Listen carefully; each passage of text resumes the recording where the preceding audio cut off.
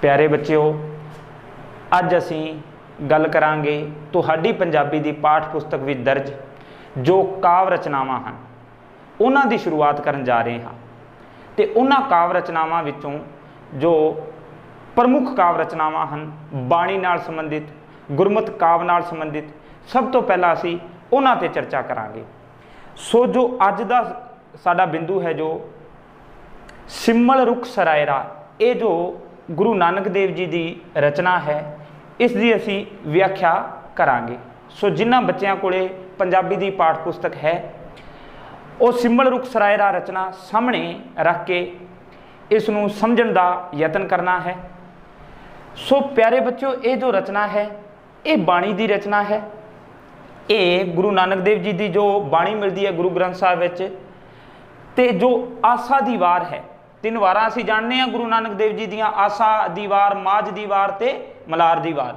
उन्हां विचों जो आसा दी वार है, आसा दी वार दा ही ये एक अंश है। सो सिमल रुख सरायरा इस रचना ते असीं इसकी व्याख्या करांगे। सो नाल नाल समझना है।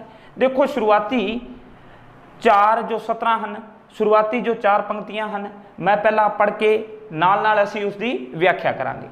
सो रचना कुछ इस तरह है कि सिमल रुख सरायरा अत दीरघ अत मुछ, ओह जी आवे आस कर जाए निरासे कित, फल फिके फुल बक बके कम ना आवन पत, मिठत नीवी नानका गुण चंगियाइयां तत। हुण देखो प्यारे बच्चों, असी औखे शब्दां दे नाल नाल अर्थ भी इत्थे समझांगे। सो की दस्या गया है, गुरु साहब इस विच की फरमाउंदे हन, गुरु नानक देव जी इस विच उदाहरण देंदे हन सिमल दे रुख दा। सिमल की है? ये एक रुख है, एक यानी कि रुख भाव पेड़ है, पेड़ दी रुख दी दरखत दी एक जाति है। ये रुख दी विशेषता दसी गई है कि यह रुख बहुता वड्डा हुंदा है, बहुता लम्मा हुंदा है, उच्चा हुंदा है। ते उस तो बाद इस दे औगुणां ते भी चर्चा आई है, क्योंकि विशेषता विच असीं गुण औगुण दोवां दी गल करदे हां। सो नाल नाल जिवें आया है कि सिमल रुख सरायरा, सिमल दा जो रुख है इस विच आया, उस तो सिमल रुख सरायरा, सरायरा दा की भाव होया?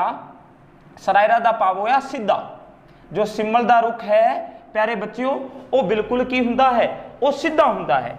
सरायरा दा भाव असीं कह सकते हैं तीर वांग, तीर वांग बिल्कुल जो सीधा होवे, तीर वांग जो सीधा रुख हुंदा है। तो सिमल रुख सरायरा, सिमल दा जो रुख है गुरु साहब फरमाउंदे हन कि वो सीधा हुंदा है।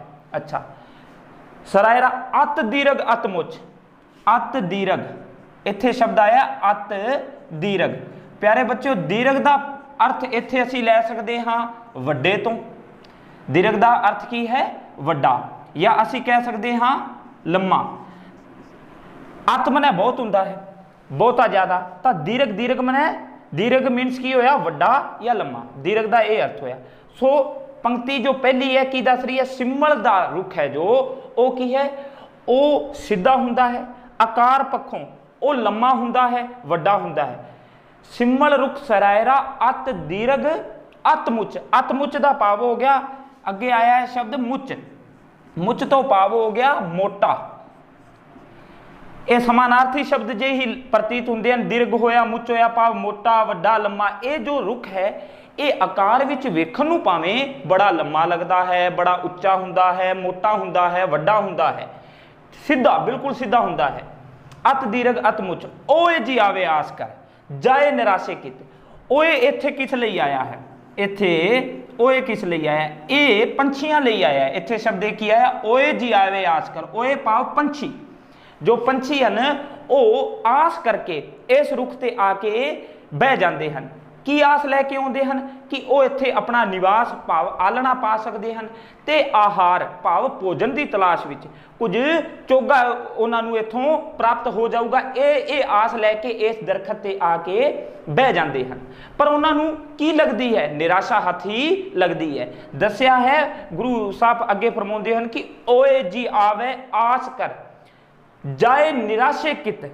जो पंछी हैं वो दूरों इस सिमल दे रुख नूं वेख के इस वल आकर्षित हो उठते हैं, इस वल आ जाते हैं ते इस ते आके बहते हैं। किस दी पाल विच? कुछ भोजन की तलाश विच, आहार की तलाश विच। पर उन्होंने की लगती है, उन्होंने निराशा ही हथ लगती है तो वह निराश होकर किते होर चले जाते हैं।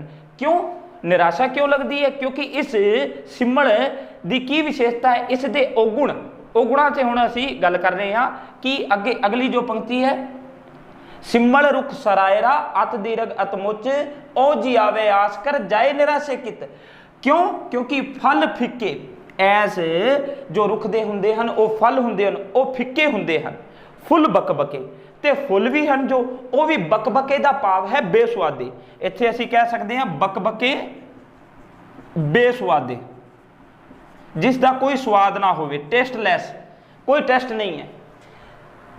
फुल फिक्के, फल फिक्के फुल बकबके कम ना आवन पत, फल भी मिठे नहीं हुंदे, फुल भी बकबके हुंदे हन, बेसुआदे हुंदे हन। इत्थों तक कि इस रुख दे तां पत्ते भी कम नहीं होंदे, पत्तियां नाल आलना वगैरह उसारिया नहीं जा सकदा, आलना नहीं बनाया जा सकदा। सो इस रुख दे फल भी किसे कम नहीं होंदे खाण दे, ते ना ही इस दे पत्तियां नाल की बनाया जा सकता है, आलना भी नहीं बनाया जा सकता। इसलिए ये जो पंछी हैं वो निराश होकर इत्थों चले जाते हैं। ते फिर गुरु साहब की फरमाउंदे हैं, ये सिंबल दे रुख का उदाहरण दे के आम जनता नूं, सानू आम मनुखता नूं की समझाया है। फल फिक्के फुल बकबके कम ना आवन पत, मिठत नीवी नानका गुण चंगियाइयां तत। मिठत इत्थे दस्सिया मिठा बोलना, मिठत तो भाव मिठी बोली, मिठत तो भाव की है मिठा बोलना, मिठा बोलना या मिठी बोली। मिठत नीवी, नीवी तो भाव असी निमरता तो लै सकते हैं, नीवी तो भाव की है निमर सुभाव दा होना, निमरता धारण करना। गुरु साहब फरमाउंदे हन कि सारे गुणा दा, सारे चंगियाइयां दा तत, तत दा भाव हुंदा है निचोड़। तत दा भाव की होया प्यारे बच्चों? निचोड़, या असी कह सकते हाँ सार। सारियां गुणा दा, सारे चंगियाइयां दा जेकर असी सार किसी नूं मन्नीए तां असी कह सकते हाँ कि मिठत, मिठा बोलना ते नीवी, नीवी दा भाव निमरता धारण करना, ये सारे गुणा अते चंगियाइयां दा निचोड़ है। इत्थे हुण असी दोबारा इन्हां चारां सतरां नूं व्याख्या इकसार करते हाँ कि शुरुआत विच जिवें सिमल रुख सरायरा अत दीरघ अतमुच, गुरु साहब फरमाउंदे हन कि सिमल दा रुख आकार वजों बड़ा लम्मा सीधा मोटा हुंदा है। ओए जी आवे आस कर, ऐसे करके उस ते आस करके पंछी आ बैठते हैं। जाए निराशे कित, पर उन्होंने निराशा ही हथ लगती है तो निराश होकर किते होर चले जाते हैं। क्यों निराशा हथ लगती है? क्योंकि इस दे फल फिक्के फुल बकबके, ऐस रुख दे जो फल हुंदे हन वो फिक्के हुंदे हन अते फुल बेसुआदे हुंदे हन। सो गुरु नानक देव जी फिर कहते हैं कि इस लई मनुख नूं की करना चाहिए है? मनुख नूं गुण धारण करने चाहिए हैं। किहड़े? मिठा बोलना ते नीवा, निमरता धारण करना, क्योंकि यही सारे गुणा दा निचोड़ है, सार है। इत्थे यह भी सानू समझना है कि जात दा, रूप दा, पैसे दा, माया दा, ये जो हंकार मनुख करता है ये इत्थे नहीं करना है।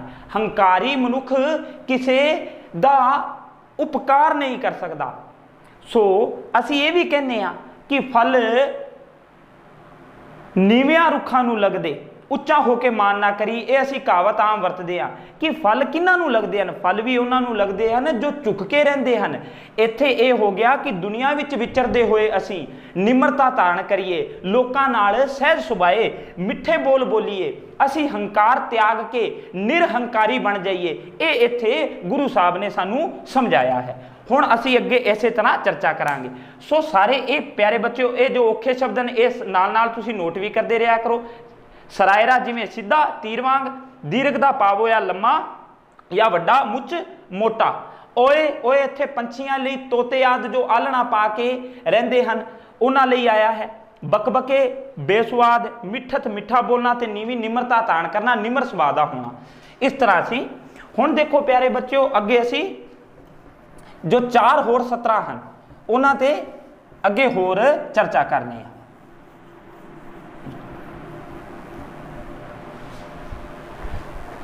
अगे आया प्यारे बच्चों, नाल नाल तुसी पढ़ भी रहे हो, सबको नीवे आप को, पर को नीवे न कोई। गुरु साहब की फरमाउंदे हन, सबको नीवें कि इस दुनिया दे मनुखां दी, लोकां दी फितरत वेखो, उन्हां दा सुभाव वेखो किस तरह दा है, की है सबको नीवें। हर कोई दुनिया का हर मनुख अपने स्वार्थ लई, सबको नीवें, आपको इत्थे आया आपको, हर कोई मनुख अपने स्वार्थ लई, किस लई, अपने स्वार्थ लई न्योंदा है, भाव वो चुकदा है अपने स्वार्थ लई, अपने मतलब लई या अपनी गर्ज लई, तां हर एक मनुख चुक जाता है। वो की करता है, वो चापलूसी करता है, जिस तो उसने कुछ प्राप्त करना हो उसकी चापलूसी करूगा, खुशामद करूगा। सो अगे आया है कि सबको नीवें आपको, पर को नीवें न कोई, परदा भाव होया पराया, परदा भाव की होया प्यारे बच्चों, पराया, कि कोई भी दुनिया का मनुख किसी पराए लई, किसी बेगाने लई चुकदा नहीं है, उसके फायदे लई, उसके लाभ लई या किसी जरूरतमंद व्यक्ति लई कोई चुकना पसंद नहीं करता। सो ये आया कि सबको नीवें आपको, पर को नीवें न कोई, धर तराजू तोली है। अगे की है पंक्ति आ रही है, धर तराजू, तराजू का भाव होया तकड़ी, धर तराजू तोली है, नीवें सो गौरा होए। इत्थे एक शब्द आया प्यारे बच्चों, गौरा, गौरा तो भाव होया भारा, गौरा का भाव होया कि भारा, भारा पासा, इत्थे भारा भी कह सकते हैं या गुणा वाला, गुण सहित। इत्थे एक गौरा शब्द गुणा लई आया है जिस विच गुण हन। सो अगे गुरु नानक देव जी एक सोहनी मिसाल दे रहे हैं, उदाहरण दे रहे हैं, उदाहरण दे के समझाया कि धर तराजू तोली है, तराजू दे विच, तकड़ी दे विच, कंडे दे विच जेकर असी कुछ वस्तु रख के तोलते हाँ तो प्यारे बच्चों तुसी जानते हो जेड़ा पासा भारा होगा वो की हुंदा है, वो चुक जाता है। धर तराजू तोली है, नीवें सो गौरा होए, जेड़ा पासा नीवा हुंदा है, जेड़ा चुक जाता है, असल विच ओही की हुंदा है, भारा हुंदा है, भाव उस विच गुण हुंदे हन। इत्थे गुरु साहब ये फरमाउंदे हन, जो केंद्री इसका भाव निकल के आ रहा है कि सानू निमरता धारण करनी चाहिए। निमरता धारण नीवा रहन नाल, झुकण नाल कोई मनुख होला नहीं हो जाता। असल विच निमरता धारण करन नाल तां मनुख दे विच अनेकां होर गुण आ समाउंदे हन, वो परोपकारी बन जाता है। सो धर तराजू तोलीए, नीवें सो गौरा होए, नीवें सो गौरा होए। प्यारे बच्चों अगे है अपराधी दूना नीवें, अगे दसिया गया अपराधी दूना नीवें। दूजे पासे देखो इसका मतलब अगे गुरु साहब फरमाउंदे हैं कि सानू चुकना भी किस तरह है। एक उदाहरण असीं ये लै सकते हैं, हाँ गुरु साहब फरमा रहे हैं कि अपराधी जिहड़ा बंदा हुंदा है, जिहड़ा पाप कमाउणा चाहुंदा है, वो अपने पाप नूं, अपराध नूं अंजाम देण लई वो कई बार चुक जाता है। वो तो इन्ना चुक जाता है कि लिप के दोहरा हो जाता है, धरती ते ही लेट जाता है। इसका मतलब ये नहीं कि उस दे अंदर निमरता है, वो चुकिया हुआ है। सो इत्थे दस्या है कि आया है कि अपराधी दूना निवें, अपराधी दूना निवें जो हंता मिरगाए। अपराधी जिहड़ा बंदा हुंदा है जिसने अपराध करना हुंदा है, अपराध या पाप नूं अंजाम देना हुंदा है, वो अपने कम नूं नेपरे चाढ़न लई कई बार लिप के दोहरा हो जाता है, धरती ते लेट जाता है। जिवें एक शिकारी अगे आया है, अपराधी दूना निवें जो हंता मिरगाए। हंता इत्थे आया है हंता, ते एक शब्द आया मिरगाए, मिरगाए। मिरगाए का भाव इत्थे लिया गया प्यारे बच्चों मिरग तो ही, मिरग भाव हरिण तो या हिरण जिसनों तुसी आखदे हो। हंता का भाव हो गया हत्या करने वाला या मारन वाला। हंता भाव हत्या करने वाला, मारन वाला, मारन वाला। इत्थे असीं मारन वाला भाव शिकारी। इत्थे किस लिए आया है, इसका की अर्थ है, हंता शिकारी ले आया कि अपराधी दूना निवें। जिहड़ा अपराधी बंदा हुंदा है वो तो दूना लिप जाता है, वो तो अपना सिर बहुत ज़्यादा झुका के ते की करता है, शिकार नूं अंजाम देने लई दुगना लिप जाता है। असीं उसनूं नीवा या निमरता धारण करना नहीं समझ सकते। अपराधी दूना निवें जो हंता मिरगाए, जिवें मिरग दी शिकार करने वाला, मिरग नूं मारन वाला जो अपराधी हुंदा है वो अपना शरीर लिप के दोहरा कर लेंदा है। अगे दस्या है कि शीश निवाइए क्या थी है, जे हृदय कसूदे जाए। निरा शीश दे निवाना, शीश निवाइए, सिर्फ शीश दे निवाण नूं ही निम्रता धारण किया नहीं, निम्रता धारण करना नहीं किया जा सकता। शीश निवाइए क्या थी है, की हो जूगा शीश दे झुकाण नाल? कुछ नहीं होना। जेकर साडे मन विच खोट है, साडे मन विच पाप है, तो असीं झुक रहे हैं, अजिहे झुकण दा कोई लाभ नहीं है। गुरु साहब ने इत्थे ये फरमाया है कि अपराधी दूना नीवै जो हंता मिर्गाए, शीश निवाइए क्या थिए जा हृदय कसूदे जाए। हृदय है, इत्थे आया शब्द हृदय दा भाव है हिरदा, हृदय, हृदय है इत्थे आया शब्द, इत्थे असीं कह सकते हैं हिरदा, हिरदा भाव मन। जेकर साडे मन विच की है कसुद, अगे आया कसुदे, कुसुदे,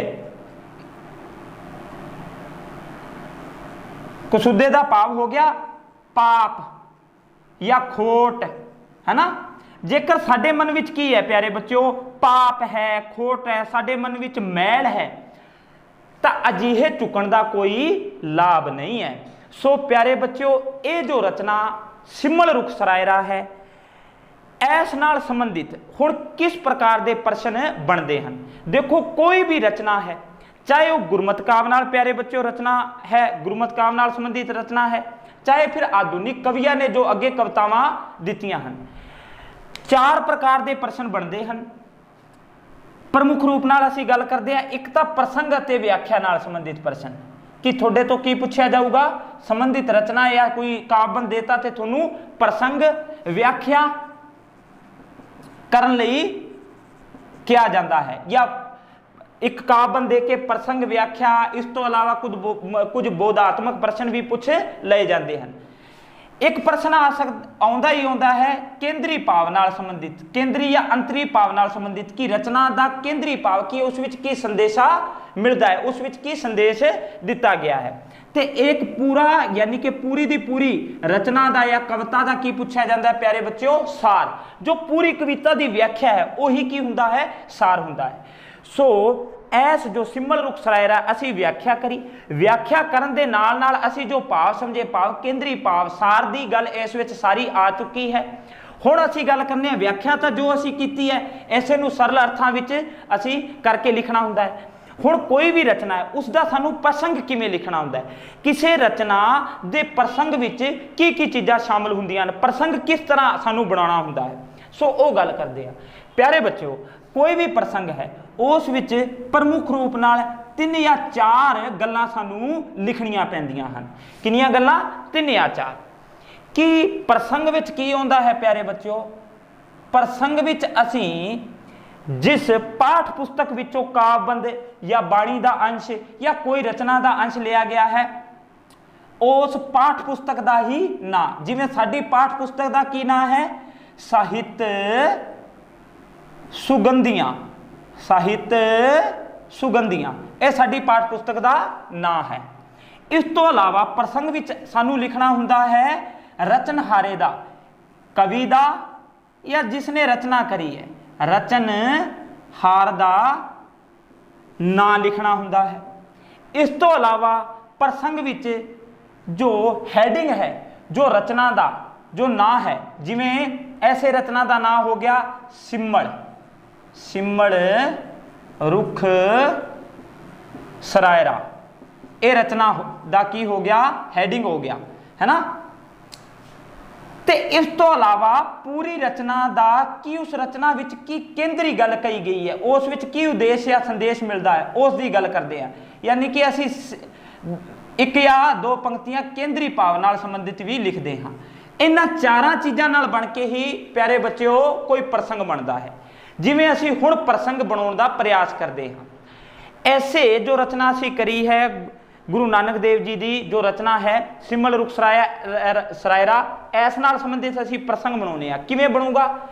तां जिवें मान लो असी लिखांगे कि ये काव्य 17, ये बाणी का जो काव्य अंश है, साडी पंजाबी की पाठ पुस्तक साहित्य सुगंधियां विच दर्ज गुरु नानक देव जी की रचना सिमल रुख सरायरा, सिमल रुख सरायरा विचों लिया गया है। इस विच गुरु नानक देव जी ने निम्रता धारण करन अते मिठा बोलण दा संदेश दिता है, क्योंकि यही सारे गुणा अते चंगियाइयां दा निचोड़ है, सार है। इस तरह प्यारे बच्चों असी प्रसंग बना के फिर उसकी व्याख्या करनी होंदी है। सो प्यारे बच्चों अज लई इन्ना, इस नूं तुसीं समझो। सो मिलते हाँ अगले वीडियो 'च। धन्यवाद।